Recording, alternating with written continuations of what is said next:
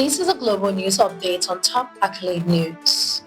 The headlines: wrongful deportation sparks new court order against U.S. government. U.S. consumer confidence falls in June. Trump applauds NATO's 5% defense pledge at summit in The Hague. Iran's parliament approves bill to suspend cooperation with United Nations nuclear watchdog.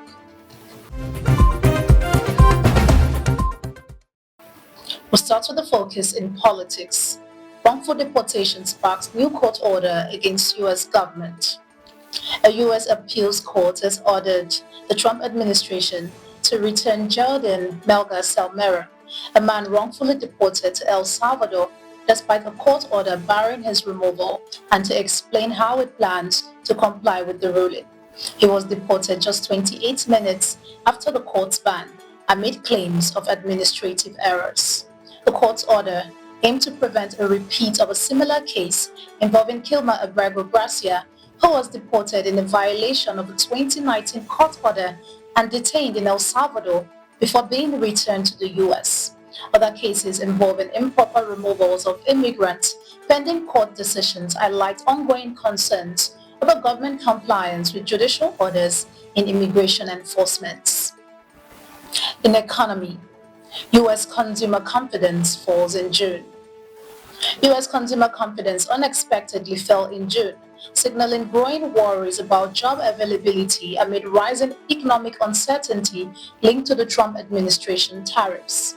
The Conference Board's index dropped to 93.0, well below expectations, with the share of consumers who viewed jobs as plentiful hitting its lowest level since March 2021. Concerns over incomes and spending intentions also softened, especially for big-ticket purchases and housing, as higher mortgage rates and slower house price growth weighed on affordability. Despite a slight easing in inflation expectations, many consumers anticipate higher interest rates ahead. Economists warn that this dip in confidence and ongoing job market softening could lead to a rise in the unemployment rate in the coming months. Moving to international relations, Trump applauds NATO's 5% defense pledge at summit in The Hague. At the NATO summit in The Hague, President Donald Trump struck a surprisingly cordial tone towards the alliance he has long criticized, celebrating a new 5% defense spending agreement pushed by his administration. Trump met with NATO Secretary General Mark Rutte and praised Europe's pledge to boost military budgets. While applauding the progress, Trump raised eyebrows by offering an ambiguous stance on Article 5, NATO's mutual defense clause, saying it depends on your definition. NATO leaders urged unity, with Rutte warning against complacency and calling for urgent investment in defense and deterrence.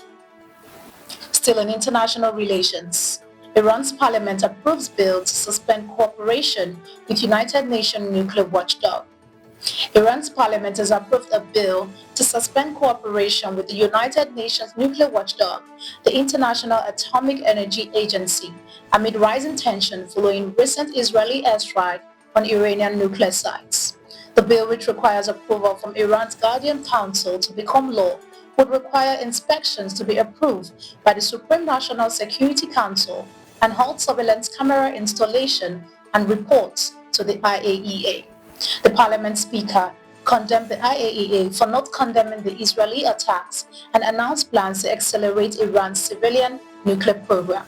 The IAEA has yet to comment, while its chief is seeking the return of inspectors to Iranian sites.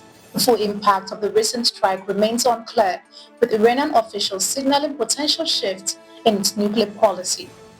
You're watching the Global News Update on Top Accolade News. Just stay with us. Still to come.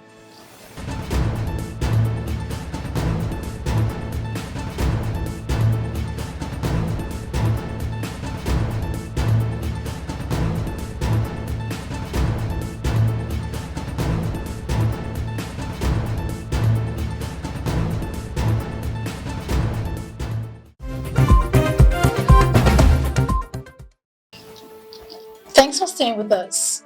Moving on in international relations, Greek Prime Minister urges NATO members to meet binding defense spending targets.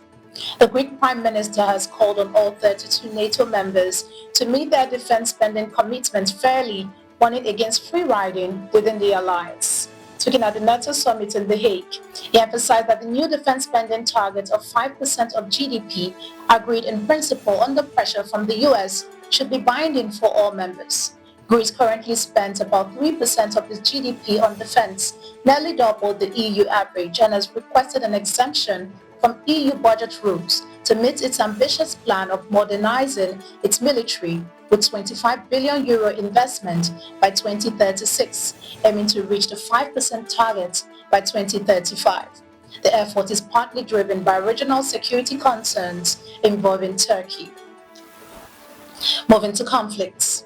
Israel and Iran declare victory after 12-day conflict. President Donald Trump says the U.S. brokered ceasefire between Israel and Iran is going very well, as a fragile truce appears to be holding despite continued Israeli military operation in Gaza, where at least 41 Palestinians have been killed since midnight. The White House dismissed intelligence reports suggesting that recent U.S. airstrike on Iran's nuclear site only temporarily disrupts its program. Both Israel and Iran have declared victory in their 12-day conflict, with public celebrations in Tehran and Prime Minister Netanyahu calling Israel's action a historic triumph. Iran reports over 610 deaths in the conflict, while Israel says 28 were killed in Iranian strikes. In entertainment, real F1 stars join Brad Pitt in high-speed racing film. Hollywood icon Brad Pitt has hailed Silverstone as hallowed ground as he prepares to hit the big screen in F1 the movie, filmed during real Formula One races at Silverstone, Abu Dhabi and Rockingham. The film, which features Pitt as a fictional rider, Sonny Hayes, was shot alongside actual Grand Prix in 2023 and 2024, with support from F1 stars like Lewis Hamilton. Now in sports. Aaron Rodgers says 2025 will be final NFL season. Aaron Rodgers has announced that the 2025 NFL season will likely be his last after signing a one-year $13.65 million deal with the big Bucs Steelers. The 41-year-old four-time MVP confirmed his intentions to retire after his 21st season, adding that his focus isn't just on winning, but also mentoring rookie quarterback Will Howard.